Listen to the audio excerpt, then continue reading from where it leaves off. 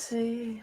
Hello, welcome back to another Analytics Friday. I'm Bree Anderson, and I am here to walk through another analytics product, tool, strategy, whatever with you today. So today we are going to be talking about the YouTube Research tab. If you have no idea what that is, you are not alone because YouTube just rolled this out, which is super exciting. It's a keyword research tool. I'm kind of interested to see how this one gets, how people react to this one. Strategy, whatever. Sorry about that. I'm excited to see how people react to this one. I don't know if you have followed me on this Analytics Friday journey, but I've previously talked about Tubebuddy and some of the things that they have to offer, and it seems like this is kind of similar. So we are going to go ahead and jump right in. So if you go to YouTube, this is what you see. You can see all the podcasts that I listen to here. But when you click on your face over here and you go to YouTube Studio, you are taken to this screen, right? Most everyone's pretty used to this screen. And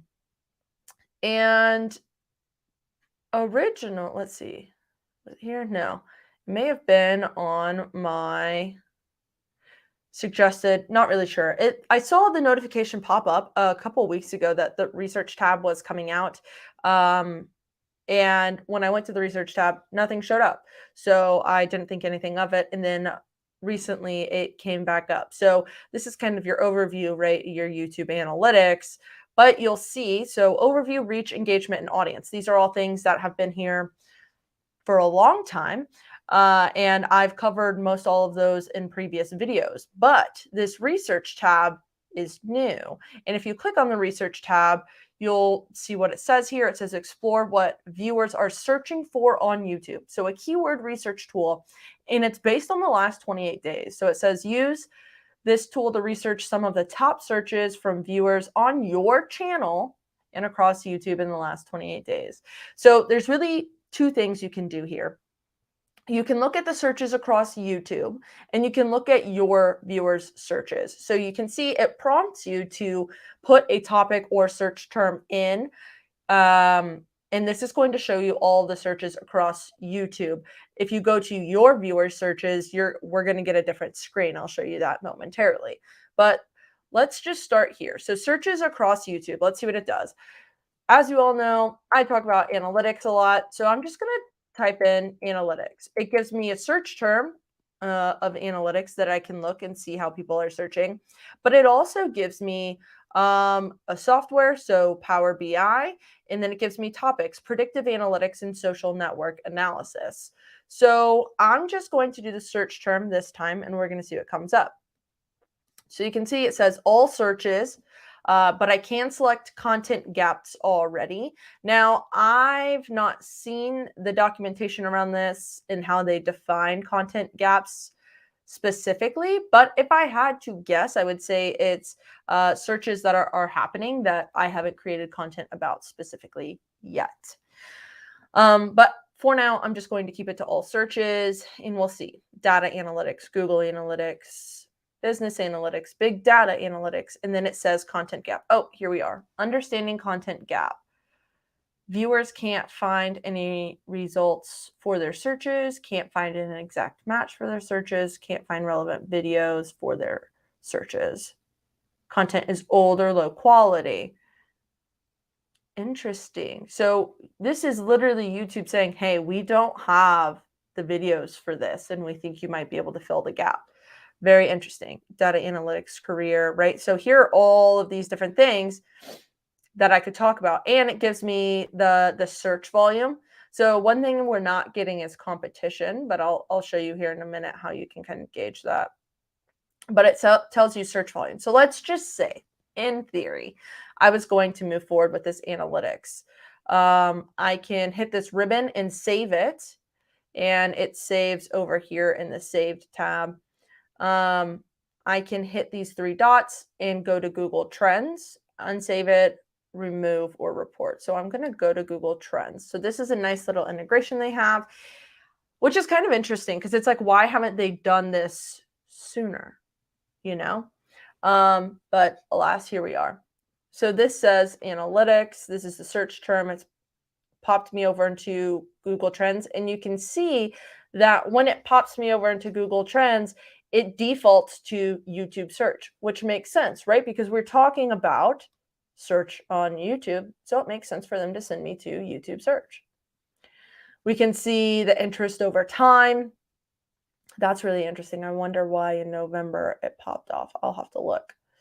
We can see worldwide interest, the related topics, related queries. And specifically, these are rising queries. So these are queries that are just now starting to really pop off on YouTube, because remember, we have this YouTube filter on. In the last, however long, so let's see, rising queries with the biggest increase in search frequency since the last time period. And then breakout have had tremendous increase. So latent view analytics is a breakout. Latent analytics. Latent analytics.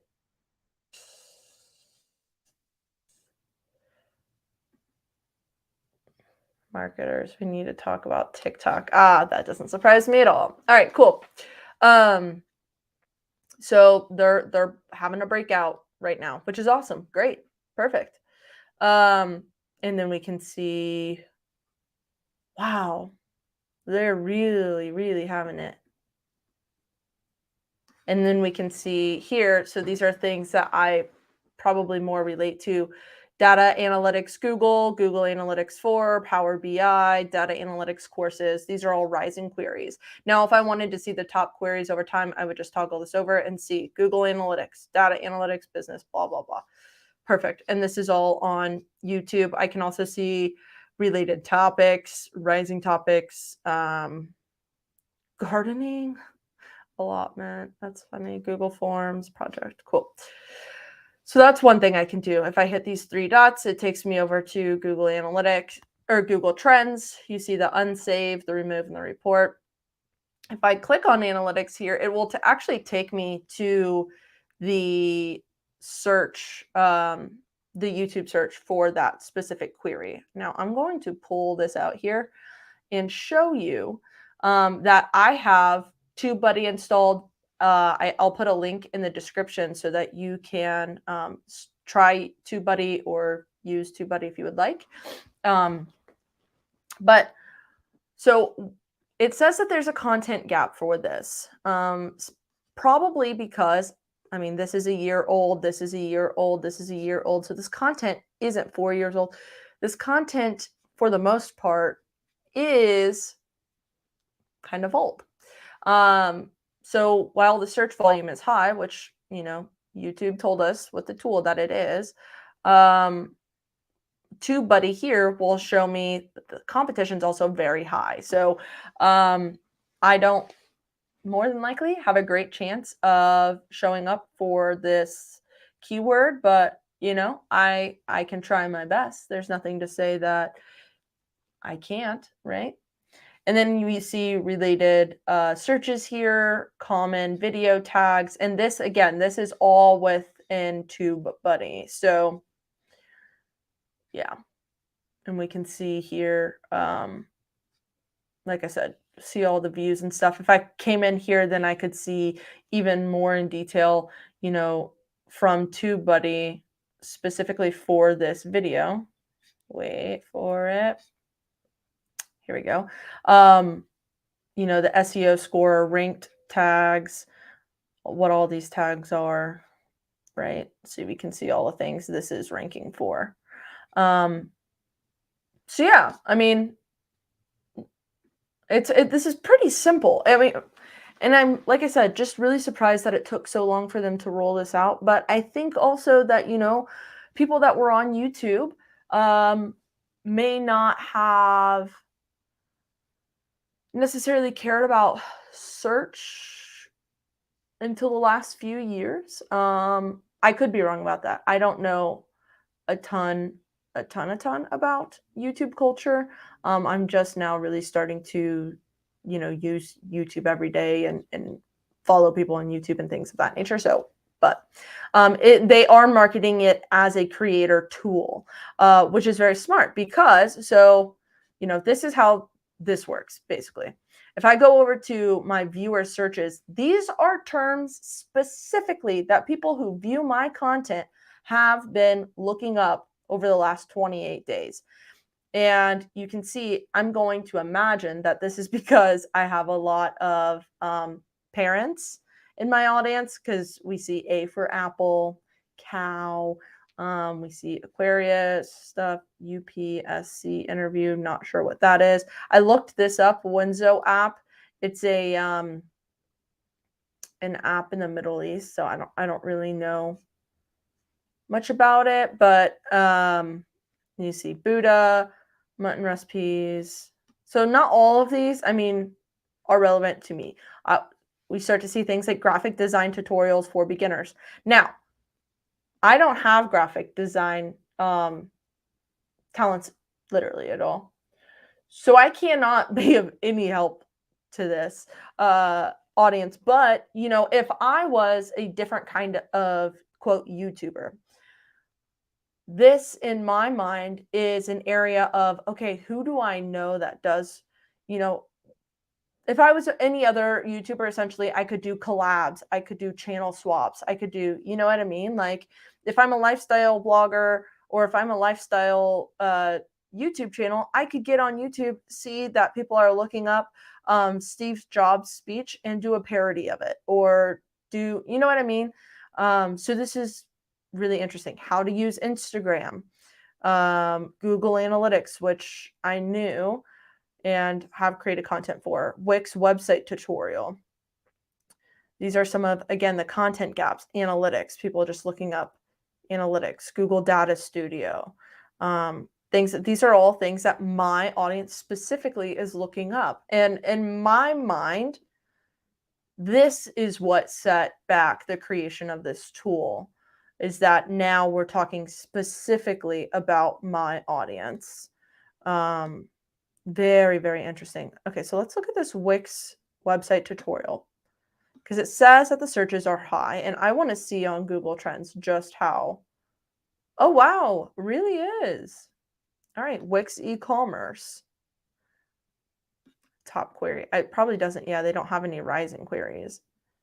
Website tutorials, website design, Wix for beginners, Wix versus WordPress versus Shopify. Very, very interesting. And again, just to note, it does default to YouTube search. So cool. So that's this is really the major difference between searches across YouTube and your viewer searches. Searches across YouTube, you have to prompt the machine. So you give them a search term, a topic, whatever, and they spit out all of these search terms and the volumes of those searches on YouTube. And they will mark whether or not it's a content gap for you. And then you also will see on your viewer searches, the difference there is that you don't prompt the machine. The machine just tells you, this is what your viewers specifically have been searching over the last 28 days. But they have the same functionalities, right? They'll tell you if there's a content gap, you'll be able to save the keywords, remove the keywords, or look at them on Google Trends. Megan, what's up? Thanks for jumping in over on TikTok. Always good to see ya. So yeah, super interesting, right? Like, I think that this tool could be a lot more powerful, and I'm excited to see what iterations of this tool will look like. So I'm going to come back here, because last time when we did searches across YouTube, we looked at a search term, and I want to see what it does for a topic. So I'm going to change this to predictive analytics, see what happens. Okay, it's literally just search terms within that topic. So we have predictive analytics, predictive analysis, descriptive analytics, predictive modeling, and predictive. So not much here. Let's see. We'll try one more thing. Over on TikTok, just a heads up, I am sharing my screen over on YouTube, LinkedIn, Facebook, etc. There's a link to my YouTube in my bio if you want to see what I'm seeing. Okay, so let's look at social network analysis because hopefully this will give us something better. No. So it looks like if you use a search topic, if you do a topic or probably a business as well, that you're just not going to get back a ton of searches, which is totally fine. And now, I mean, I would just really recommend look up a search term as opposed to, you know, a software, a topic, something of that nature, because you're going to get better results. Yeah. And then really, really leaning in on your viewers' searches and seeing if there's a way that you can tie some of those things in, or if there's some of these content gaps that you can fill. But really, I mean, it's a relatively simple tool. With a lot of potential for iterations in the future, and I'm really excited to see it. That's all I've got for this week. Thanks for hanging out for Analytics Friday. If you have any questions, again, as always, be sure to drop those in the comments. I'll answer those as soon as I can. But until next week, don't forget, you're a beast. See ya.